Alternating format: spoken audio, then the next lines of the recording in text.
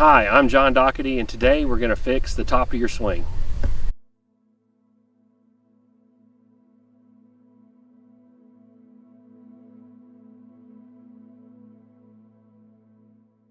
Alright, let's talk about the different things I see most people do from setup to the top of their backswing. So most people are going to turn their shoulders too much, stand up too much, extend their spine too much, all trying to get a more powerful backswing. So what you'll see when people do that is usually their shoulders turn real fast, their spine, their head lifts in the backswing. And why does this happen? Well, it's easier to turn in a vertical position. It's harder from a bent over position. So that's why if we want to stay down and keep our inclination to the ground at the top, there's some things we need to focus on. Number one, it needs to be on the hips. So the hips need to turn. The hips turning allows the upper body to get to a 90-degree rotation. So not doing anything with the hips, turning everything with the shoulders is typically going to stand you up too much in the backswing. You'll see people keeping their right arm straight. So keeping their right arm too straight in the backswing pushes the right shoulder back, causes the shoulders to turn, which causes the spine to stand up.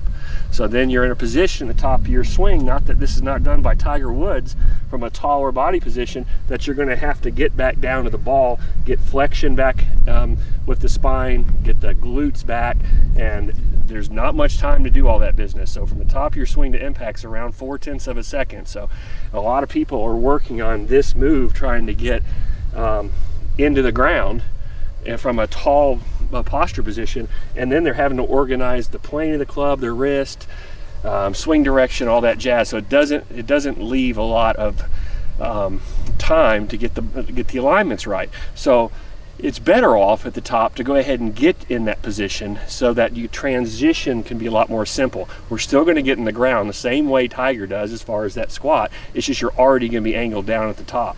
So what has to happen for the torso to stay down and not stand up is you can't turn the shoulders so early.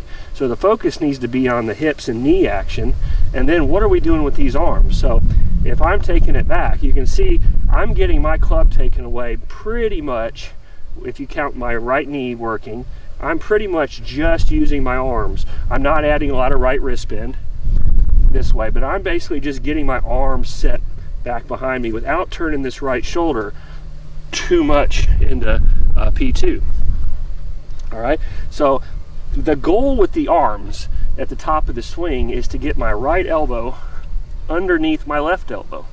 All right, with my torso down, like we talked about, almost forming a 90-degree angle. It's probably around 100 between the left thigh and the side bend. So that's considered staying down. Anything greater angle than that would be standing up.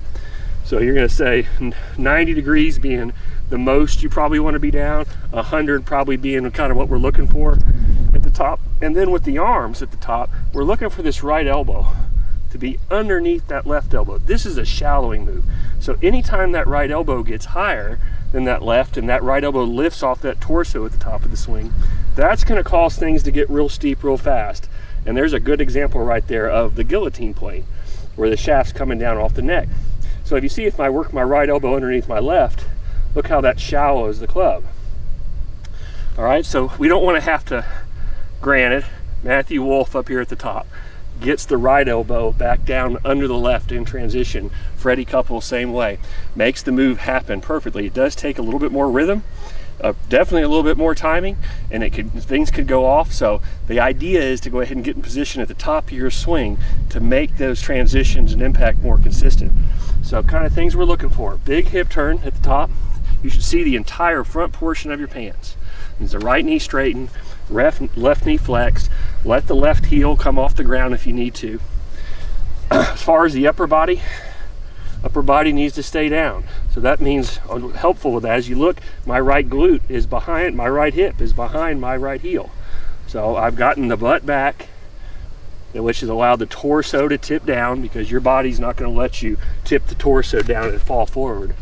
So we got to get some elements of the body behind the feet, and that's going to be the glutes. And then the upper body's going to be able to stay down this way. And then with the arms, just like we were doing at address, takeaway, my right forearm was working around my elbow joint, and that's happening to get in that external rotation, to get that right elbow underneath that left elbow at the top. Now you can see my wrist here. So my wrist at the top could be in several conditions. I could be overly bent. Now this is not good. So you see this is a laid off or flat position, and you see a lot of people, I call it a leftward swing direction. Because what happens is when the club gets that flat, the player starts to steepen the shaft.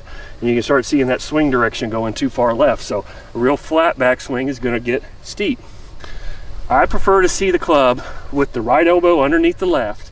I prefer to see the club either parallel pointing down the target line or a little across the line. That encourages on the downswing the right wrist to bend more and to shallow the club more. So that right wrist at the top kind of controls that club shaft. More bend is going to be more flat. Less bend is going to be more vertical. No bend is going to be more across the line. You could also have, just like at P2 with the different hand positions, palm down is going to be a closed face. Shaking right hand with the, like you're shaking hands, is going to be pretty much toe up. Right hand palm up is going to be too open on the club. So we're kind of looking for that same thing at the top of the swing. I don't want my right hand facing back at you and having that club face real closed. I don't want to have that right hand facing me either and having that club face too open. All right, so what we're looking for is that right elbow under the left. How does that happen? That's that external rotation and the flexing of the right elbow, combined with not lifting the arms off and getting the right elbow too high. So getting that lifting, gets the right elbow too high, gets too steep. Thanks for watching this video. Please subscribe to the channel, hit the like button, drop some comments. Have a good day.